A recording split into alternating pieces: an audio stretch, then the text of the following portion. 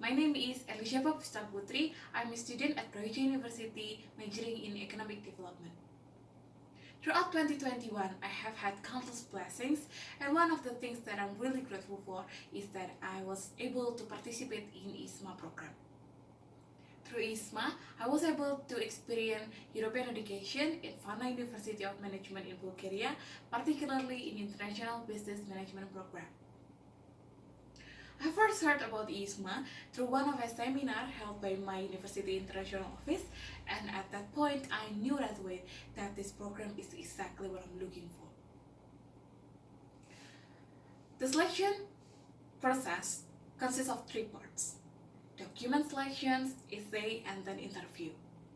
After I got accepted, I received a nomination letter that I can use to prepare for my departure, starting from applying for a visa. In addition to a visa, all of the awardees must also prepare a score conversion document between home and host university. After all of the preparation were completed, finally on September 20th, me and 4 other awardees left for Bulgaria in an almost 24 hours flight. The first week were tough. Cultural differences and extreme weather really takes a toll on me. Upon the arrival, it was windy, dry, and freezing in Varna. The food there were also bland and tend to have pungent smells, unlike Indonesian food, which is flavorful. Combination for all of these things made me sick. Fortunately, in the end, I was able to overcome this culture shock by reaching out for Indonesian residents there. All of the Indonesian residents there were kind. They gave us tips and tricks on how to survive and how to adjust to new environment, and they made us Indonesian dishes to cure our homesickness. By the following week, we were already able to adjust to the new environment. Our first class started on September 28th.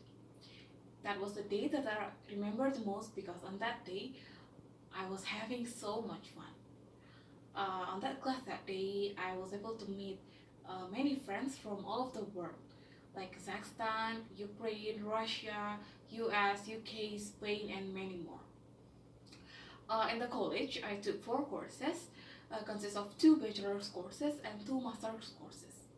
The most striking difference between studying in Indonesia and Bulgaria is that in Bulgaria, the duration of the lecture tends to be longer, up to 6 hours per courses.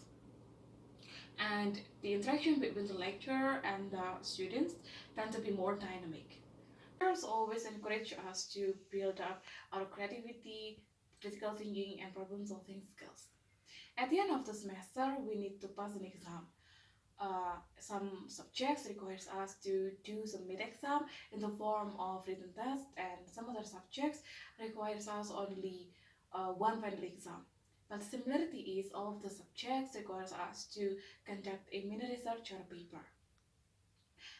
Even though the submission of the paper takes place in the end of the semester, but lecturers always provide us with consultation at each meetings. This is a thing that I think should be implemented in Indonesian education system. The lecturers always explain the assessment criteria in a great detail so that the students can understand the requirement that needs to be fulfilled in order to achieve a satisfying result. Unfortunately, Indonesian students tend to work on the assignment close to the deadline. Whenever I look back, this is the thing that I regret the most. Even though at the end I was able to get good grades, but if I did the paper a little bit earlier, I will be able to get more consultation, and therefore I will be able to get more satisfying results. A surprising fact that I encountered when I was living there was there were a lot of people who didn't know Indonesia, and this really triggered the spirit of nationalism within my heart. That's why I often attend cultural gatherings to reconstruct their views on Indonesia. I also often invite my international friends come over and have dinner with Indonesian dishes and play with Indonesian games.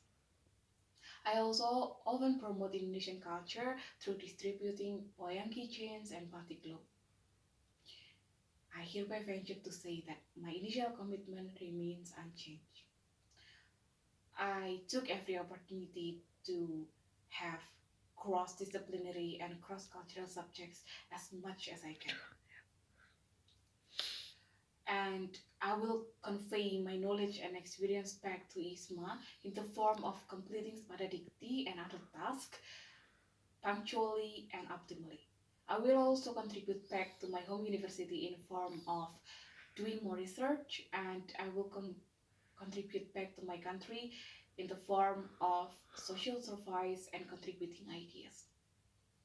And now I dare to say that I am officially Islam biased because I am now a whole new individual with better ways of thinking, and I have more experience than I was before.